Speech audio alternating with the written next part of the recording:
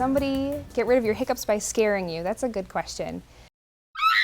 I've heard things like drinking backwards out of a cup. I've heard sugar or salt for hiccups and scaring.